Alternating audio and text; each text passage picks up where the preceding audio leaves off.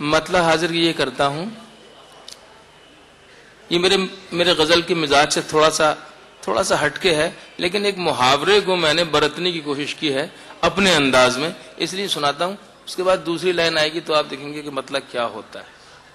عرض کیا ہے کہ جب کریلا نیم پہ پہنچا تو میٹھا ہو گیا. جب کریلا نیم پہ پہنچا تو میٹھا ہو گیا. میٹھا ہو گیا. جھوٹ اس نے اس قدر بولا کہ سچا ہو گیا. واہ واہ واہ. جھوٹ اس نے اس قدر بولا کہ سچا ہو گیا، اور اتنا اجلا تھا لباس لفظ اس تقریر کا. یہ میں دونوں اپنے معتبر اور محترم جو جناب صدر ہیں اور ہمارے مسٹر صاحب تشریف رکھتے ہیں، اور خاص طور سے جو ہماری اردو ادب کی اور دور حاضر میں بہت بڑا تاج محل ہمارے ہاں اس وقت جو ملک زادہ منظور احمد کے نام سے اس لکھنؤ میں ہے، ان کے حوالے سے یہ آپ کو شعر سناتا ہوں. جھوٹ اس نے اس قدر بولا کہ سچا ہو گیا. جب کریلا نیم پہ پہنچا تو میٹھا ہو گیا. جھوٹ اس نے اس قدر بولا کہ سچا ہو گیا. اب دوسرا شعر یہ آتا ہے کہ اتنا اجلا تھا لباس لفظ اس تقریر کا. اتنا اجلا تھا لباس لفظ اس تقریر کا، لوگ تھوڑی دیر کو سمجھے سویرا ہو گیا. کیا کہنے، واہ واہ واہ. اتنا اجلا تھا لباس لفظ اس تقریر کا. واہ واہ.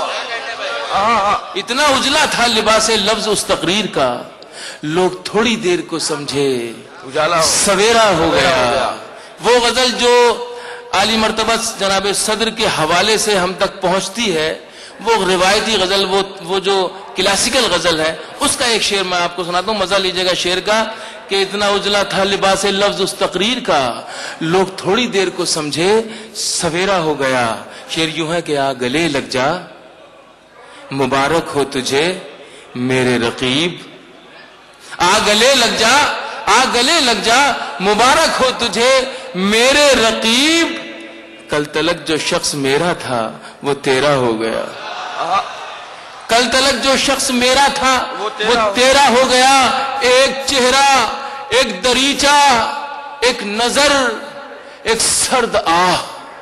ایک چہرہ، ایک دریچہ، ایک نظر، ایک سرد آہ. اس گلی سے پھر ہمارا پاؤں پھیرا ہو گیا. اس گلی سے پھر ہمارا پاؤں پھیرا ہو گیا.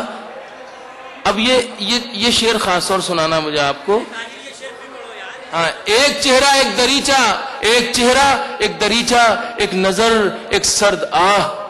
اس گلی سے پھر ہمارا پاؤں پھیرا ہو گیا.